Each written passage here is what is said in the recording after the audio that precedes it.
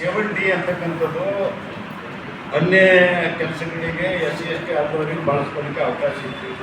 7D ಅಂತಕ್ಕಂಥ ರೂಲ್ಗಳು change ಮಾಡಿದ್ದಾರೆ, ರದ್ದು ಮಾಡಿದ್ದಾರೆ.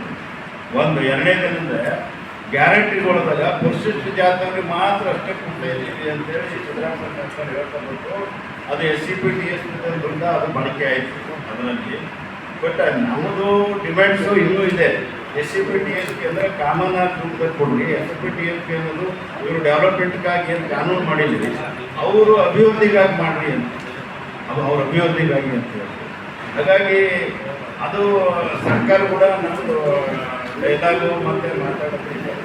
ಬಟ್ ಈಗ ಬಳಸ್ತಾ ಇರೋದು ಸಿದ್ದರಾಮಯ್ಯ ಸರ್ಕಾರ ಬಳಸೋದು KSRTCದಾಗ ಎಸ್ಸಿದವರು ಓಡಾಡೋದನ್ನು ಕೊಡು ಅದನ್ನು ದುಡ್ಡು ಬಳಸಿದ್ದಾರೆ, ಇಲ್ಲ ಅಂತಿಲ್ಲ.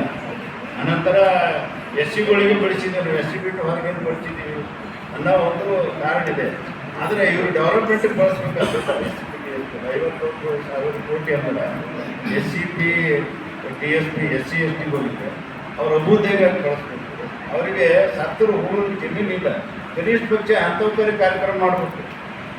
ಎಷ್ಟು ಜಂಜಾಟ ಅದ ಅದು. ನಾವೇ ನಮ್ಮೂರಾಗೂ ನಾರೋಣ ನಮ್ಮೂರಾಗೂ ಸರಿಯಾದಂಥದ್ದು ಸ್ಮಶಾನ ಜಾಗ ಇಲ್ಲ. ನಾವು ಎಲ್ಲರಿಗೆ ಕೇಳಕ್ಕೆ ಹೋದ್ರೆ ಅದು ಚುಚ್ಚಲ್ ಬಂದಿದೆ 6 ಕಿಲೋಮೀಟ್ರ್ ಯಾವುದು ಸರ್ಕಾರಿ ಜಮೀನು. ಇವ್ರು ಖರೀದಿ ಮಾಡಿಕೊಡ್ರಿ ಅಂದರೆ ಸರ್ಕಾರ ಕೊಡದೆ ಅಂತ ಸರ್ಕಾರ ಬಂದು ಯಾವ ಉತ್ತರಗಳಿಲ್ಲ. ಅಂದರೆ ಒಂದೊಂದು ಇಷ್ಟು ಈ ಮನುಷ್ಯದಲ್ಲಿ ಇಲ್ಲಿ ಹುಟ್ಟಿ ಬೆಳೆದಿ ಒಬ್ಬ ಮೂಲ ನಿವಾಸಿಗಳಿಗೆ ಸತ್ತರೂ ಕೂಡ ಸರಿಯಾಗಿ ಹೋಗಬೇಕಾದಂಥ ಜಾಗ 90% ಹಿಂದೆಲ್ಲ 40 ವರ್ಷದಿಂದ ನಾವೆಲ್ಲ ಹೆಣಗಳು ತೊಗೊಂಬಂದು ಹುಡುಗರ ತಹಶೀಲ್ ಆಫೀಸ್ ಮುಂದೆ ಇಟ್ಟಾಗ 1 ಎಕರೆ ಜಮೀನು ಕೊಟ್ಟು ಹಂಗೆ ಎಷ್ಟಂತ ತೊಗೊಂಬರ್ಬೇಕು, ಎಷ್ಟಂತ ಮಾಡಲಿಕ್ಕೆ ಸಾಧ್ಯ ಅದು. ಅಂದರೆ ಸರ್ಕಾರಗಳು ಇವ್ರು ಯಾರಾದರೂ ಒಬ್ಬ ಶೆಡ್ಯೂಲ್ ಕಾಸ್ಟ್ ಮುಖ್ಯಮಂತ್ರಿ ಆದ್ರೂ ಇನ್ನೊಬ್ಬರು ಕೈ ಒಳಗಿರ್ತಾರೆ, ಭವಿಷ್ಯ ಹೇಳೋದು ನಿರ್ಧಾರ ಇಲ್ಲ ಅಂತ ಹೇಳ್ತಾ ಇಲ್ಲ, ಇರ್ತಾರೆ. ಆಮೇಲೆ ಬೇರೆಯವರು ಏನು ಮಾಡೋದಿಲ್ಲ, ಇಂಟ್ರೆಸ್ಟ್ ಇಲ್ಲ.